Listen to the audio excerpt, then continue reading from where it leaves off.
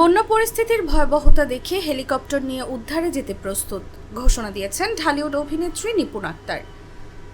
আবহাওয়া পরিস্থিতির কিছুটা উন্নতি হলেই ফেনীর উদ্দেশ্যে রওনা হবেন তারা। তবে এই পোস্টটি তিনি নিয়েছেন প্রবাসীর হেলিকপ্টার নামের পেজ থেকে, অর্থাৎ এই তথ্যটি ছড়িয়ে দিতে তার অ্যাকাউন্টটি ব্যবহার করা হয়েছে।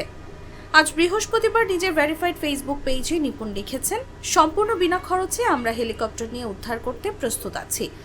ইতিমধ্যেই সকল প্রস্তুতি সম্পন্ন করেছি। আবহাওয়া পরিস্থিতির একটু উন্নতি হলেই আমরা ফেনীর উদ্দেশ্যে রওনা দেব। উদ্ধার অভিযানের সুবিধার্থে নিপুণ এমন ভবনের গুগল লোকেশন চান যে ভবনের ছাদে কোনো তার বা গাছপালা নেই, যেখানে হেলিকপ্টার অবতরণ করতে পারে। ওইরকম ছাদের ছবি ও ভিডিও চেয়েছেন তিনি। ওই ভবনে আটকে থাকা নারী পুরুষের সংখ্যা সহ তালিকাও চেয়েছেন তিনি। নিপুণ লিখেছেন, আটকে পড়াদের মধ্যে মোবাইল বোঝেন এবং দায়িত্ববান কেউ থাকলে তার নম্বর দিন। ছাদে কোনো লাল কাপড় টাঙিয়ে দিন যাতে আমরা ওপর থেকে দেখে বুঝতে পারি। পাশাপাশি সতর্ক করে নিপুণ লিখেছেন, এই জরুরি মুহূর্তে নিরাপত্তার জন্য কোনো পুলিশ বা আমাদের প্রোটোকল টিম হেলিকপ্টার অবতরণের স্থানে পাঠানো সম্ভব নয়। তাই এখন আপনাদের কাছ থেকে দায়িত্বশীল আচরণ প্রত্যাশা করছি।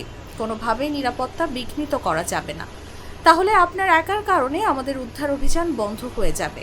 আশা করি আপনারা আমাদের সহযোগিতা করবেন। ভারতের উজান থেকে নেমে আসা ঢল ও ভারী বর্ষণে প্লাবিত বাংলাদেশের দক্ষিণাঞ্চল। ফেনী, নোয়াখালী, লক্ষ্মীপুর, কুমিল্লা সহ বেশ কয়েকটি জেলা প্রবল বন্যায় বিপর্যস্ত। খড়কুটোর মতো ভেসে গেছে বসতভিটা। মাথার উপর আকাশ ছাড়া কোনো ছাদ নেই সেখানে। সেই ছাদও অনিরাপদ করে দিয়েছে টানা বৃষ্টি। একটু আশ্রয়ের খোঁজে দিশেহারা বন্যা কবলিতরা। সামাজিক যোগাযোগ মাধ্যম সয়লাভ সেসব ছবিতে।